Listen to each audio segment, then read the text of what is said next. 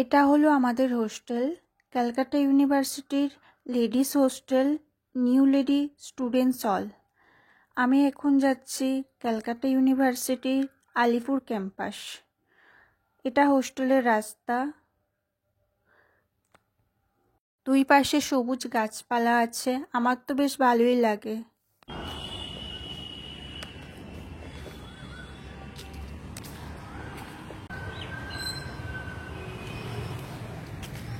এটা হলো হোস্টেলের মেন গেট থেকে বেরিয়ে হেঁটে গেলে ডান দিকে আর বাসে গেলে বাম দিকে যেতে হয়। আমি আজকে যাচ্ছি হেঁটে, 2-3 মিনিট হাঁটার পর পড়বে গোপালনগর। এটা গোপালনগর, তো চারদিকে রাস্তা পড়বে, আমি এই রাস্তাটা দিয়ে যাব ইউনিভার্সিটি।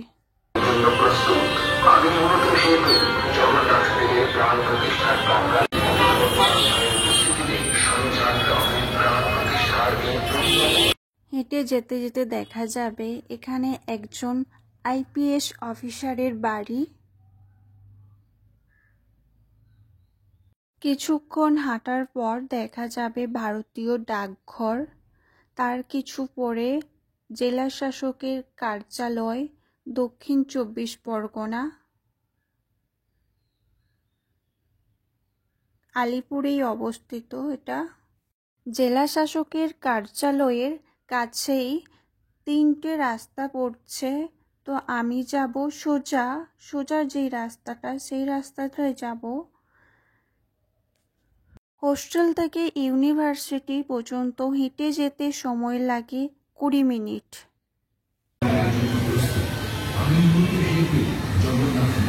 আমি এখন রাস্তা পেরিয়ে গেছি। তারপর পড়বে police headquarter, Alipur police station. এখানে একটা শিব মন্দিরও আছে ভেতরে। পুলিশ হেডকোয়ার্টার এখানেই অবস্থিত। পুলিশ হেডকোয়ার্টারের পর পশ্চিমবঙ্গ আরক্ষা সদর দপ্তর।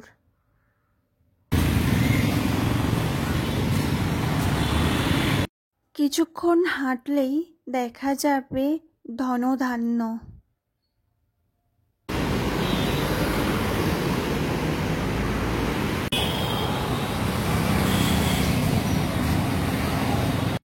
যারা হোস্টেল থেকে ক্যালকাটা ইউনিভার্সিটি আলিপুর ক্যাম্পাস বাসে যাবে, তাদের সময় লাগবে বাসে 5 থেকে 10 মিনিট।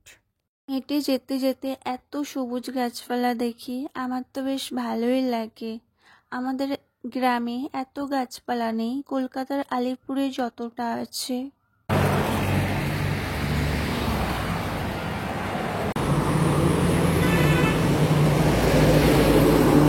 এটা ন্যাশনাল লাইব্রেরির 2 নাম্বার গেট।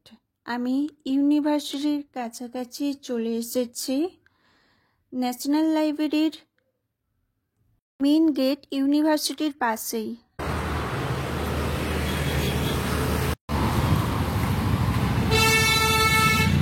এখানে কার পার্কিং করা হয় এই জায়গাটায়। এখানেও 3 দিকে রাস্তা, আমি কোনো রাস্তা পার হব না, এই রাস্তা দিয়েই হেঁটে যাব।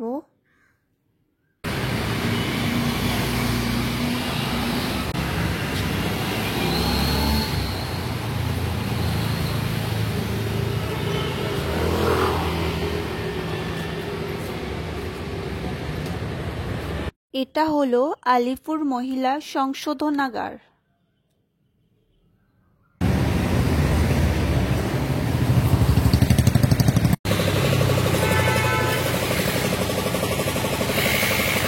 এখন আমি চলে এসেছি ক্যালকাটা ইউনিভার্সিটি আলিপুর ক্যাম্পাস। আমি এডুকেশন ডিপার্টমেন্টের স্টুডেন্ট। ইউনিভার্সিটিটা দেখো কত সুন্দর লাগছে বাইরে থেকে দেখতে।